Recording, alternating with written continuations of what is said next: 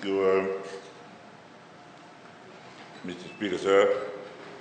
I thank the Honourable Sanjay Kirpal for the question on what guidelines were used in recent appointments, the one of chairs of respective government statutory boards. The Speaker, sir, the honourable members know that there are standing rules and laws that direct the appointment of board of directors on government companies and statutory bodies, and they play a crucial role as they provide oversight and strategic directions to ensure improved performances in service deliveries of those bodies. The selection of the board of directors, Mr. Speaker, sir, for government companies and statutory bodies is subject to the law, relevant laws, including the Public Enterprise Act of 2019, as well as the Articles of Association, shareholders' agreements, and entity-specific laws, and a background check to verify that the person is deemed fit to undertake a role as a director. The Speaker, sir, we have inherited an appointment process that we believe, I'm sure the previous government probably also believed, does not and did not serve the best interests of the people. Under the Public Enterprise Act of 2019, Mr. Speaker, sir, the appointment of boards such as Tourism Fiji, Civil Aviation Authority of Fiji, the Land Transport Authority, Water Authority of Fiji is done by the Minister for Public Enterprises. The current legislation concentrates the power of appointment to a single minister, rather than to the respective line ministries and ministers who have the expertise and also the overall responsibility for the performance of those boards. The responsibility of appointing boards, I believe, or we believe, should be aligned to the assignment of portfolios for each ministerial appointment. I've also heard this from the Honourable Cabinet Minister in Cabinet that I now lead, and we intend to address this matter in the coming months. The Speaker, sir, current appointment processes and appointing authority. Under the Public Enterprise Act of 2019, entities are divided into about two categories. Schedule 1 are entities designated as public enterprises under the Public Enterprises Act of 2019. And Schedule 3 lists statutory bodies where operational oversight rests with the line minister, but the board is appointed by the public enterprises minister.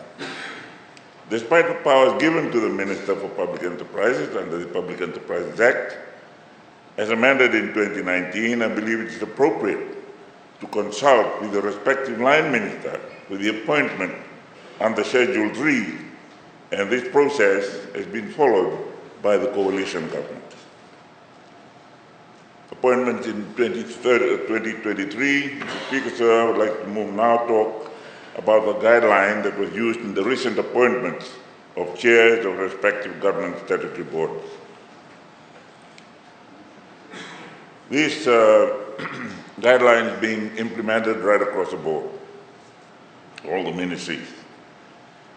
To ensure the appointment of board and directors follow a transparent process, government has implemented a guideline for merit-based selection and appointment processes for board directors.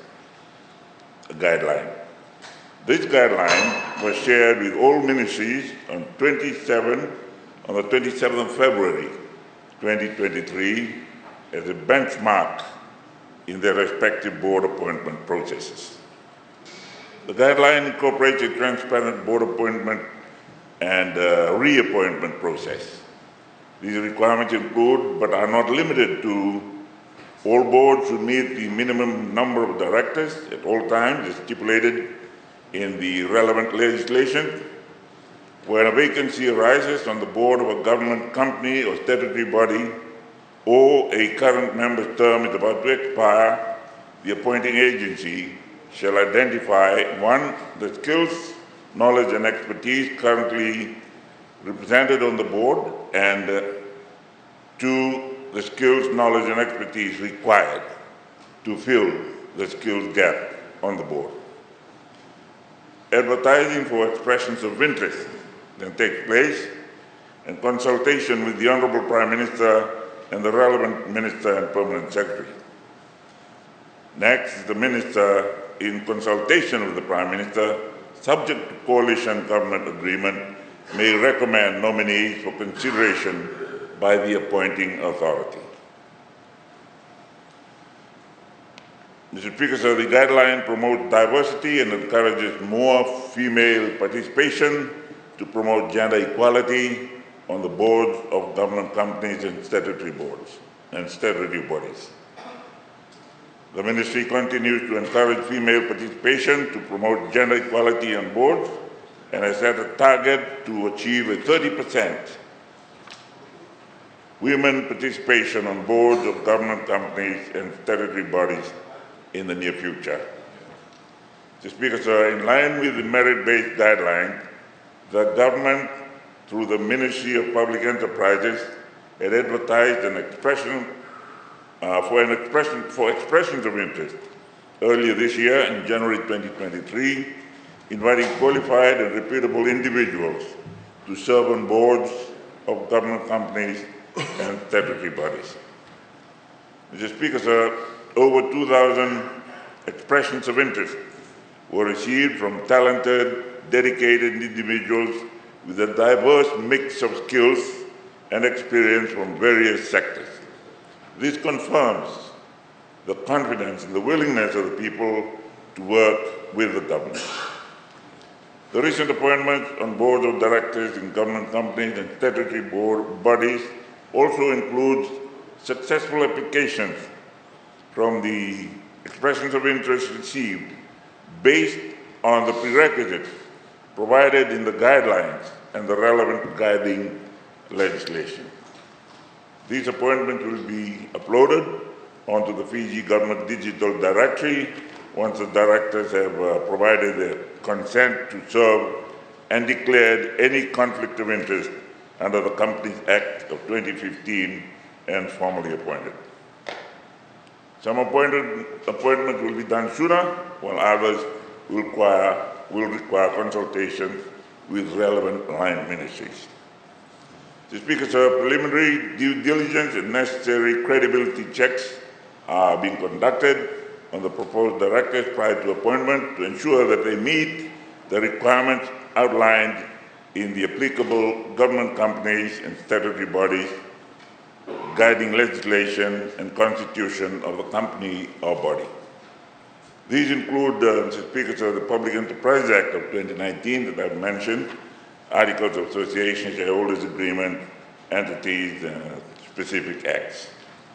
Accordingly, Mr. Speaker, sir, let me assure my fellow citizens and the honourable members of the opposition that some of the recent appointments of chairpersons were based on merit and their ability to provide strategic leadership and contribute towards the enhancement of the entity's performance, which will translate into improved shareholders' return and efficient service delivery to all Fijians.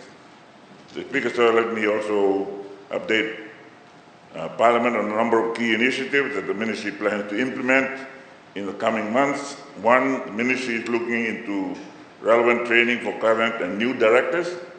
It is important that we continue upskilling our directors to equip them with the tools to navigate the business environment. Two, the Ministry and relevant entities also carrying out appropriate board inductions for newly appointed directors to ensure that these directors are well versed with their respective entities and the responsibilities expected of them during their tenure. And three, it is also a priority of the ministry to design and implement a comprehensive framework for director performance evaluation. We expect the directors to work together in harmony and to give their best whenever they are making key decisions for the entities. The ministry is also working to review the 2009 policy on remuneration and benefits for directors of government commercial companies and commercial statutory authorities. This policy, Mr. Speaker, sir, is outdated and requires considerable changes to ensure we attract the best available personnel to be our directors. The ministry is also looking at possibility of expanding the policy to become a uniform policy for all government boards across the different ministries.